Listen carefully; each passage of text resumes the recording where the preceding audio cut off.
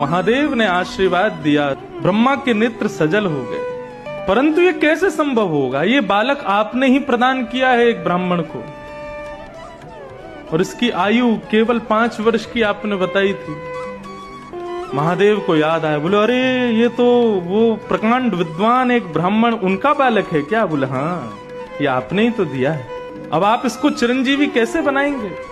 बोले मेरी जिम्मेवारी है, तुम लोगों ने मुझे दी है, तो अब मैं देखता हूं कि यमराज इसका बाल बांका कैसे करता है, और वैसे भी ये मेरा ही है। महादेव ने अपना स्वरूप शिवलिंग उस बालक को प्रदान किया और कहा बेटा यहाँ काशी गंगा के तट पर बैठो और नित्य प्रातः काल स्नान करके इस पर बिल्व पत्र चढ़ाना, राम राम मंत्र का जाप करना और कभी कभी ओम नमः शिवाय का जाप करना। तुम्हारा कोई काम नहीं है, पूरे दिन केवल मेरे इस शिवलिंग पर तुम बिल्व पत्र चढ़ाते रहो।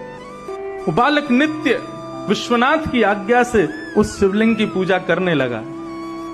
5 वर्ष जैसे ही पूर्ण हुए, 5 साल का वो बालक जैसे ही हुआ, यमराज प्रकट हो गए, अपनी तलवार से उस बालक के सर में प्रहार करने वाले थे। इतने में ही महादेव का त्रिशूल सामने आ गया और आकर के महादेव ने कहा क्या कर रहे हो? बोले प्रभु इस बालक का जीवन आज पूर्ण होने वाला है, इसको लेने आया हूं।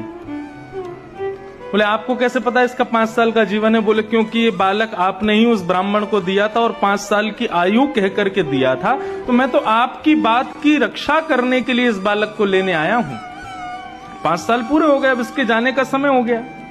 महादेव बोले इस बालक को उस ब्राह्मण को किसने दिया?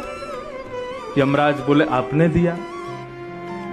ये 5 वर्ष जिएगा, ये आज्ञा किसने की? बोले आपने करी।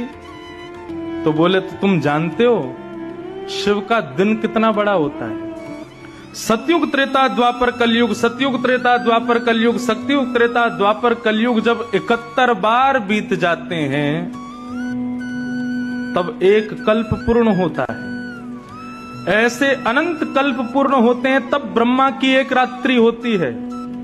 ऐसा ब्रह्मा भी अपने अनंत रूप बदल देता है तब महादेव का एक दिन होता है। और ऐसे महादेव ने इसको 5 वर्ष जीने का आज्ञा की है, तो इसका 5 वर्ष कितना लंबा है तुम अब गणित लगाते रहो।